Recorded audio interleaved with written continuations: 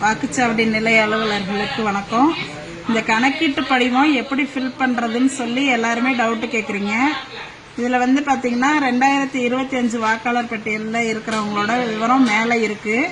இப்ப அவங்களோட date of birth மேல இருக்க வாக்காளர் இப்ப தீபான்னு இருக்காங்க. அவங்களோட டேட் ஆஃப் பர்த் வந்து அவங்களோட ஆதார் கார்டை கேட்டு வாங்குங்க.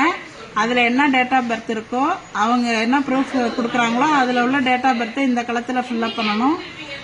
அடுத்தது வந்து ஆதார் நம்பர், அவங்களோட ஆதார் நம்பரு, அவங்களோட மொபைல் நம்பர் அடுத்த கட்டத்தில் எழுதணும்.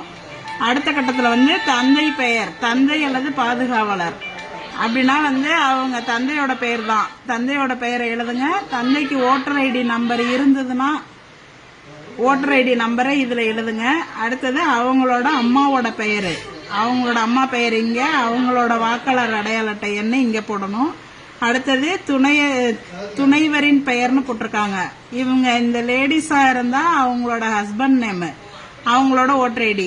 ஜென்ஸா இருந்தாங்கன்னா அவங்களோட ஒய்ஃபோட பேரு, அவங்களோட ஓட்டர் ஐடி நம்பரை இந்த கட்டத்துல ஃபில் பண்ணணும். இது வந்து 2025 தான் இருக்கிறாங்க, 2002 அவங்களுக்கு ஓட்டு இல்ல அப்படின்னாக்க இதை மட்டும் நீங்க ஃபில்அப் பண்ணி கீழே வந்து வாக்குச்சாவடி இது அவங்கள்ட்ட கையெழுத்து வாங்கிக்கிட்டு கீழே நீங்க சைன் பண்ணி கொடுத்துட்டா போதும்.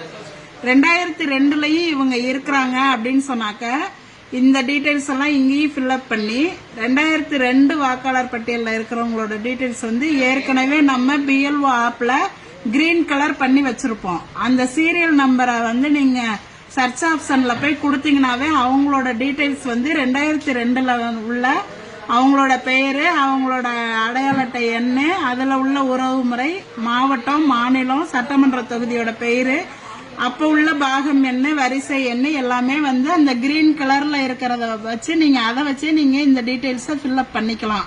2002 இருந்தாங்கன்னா.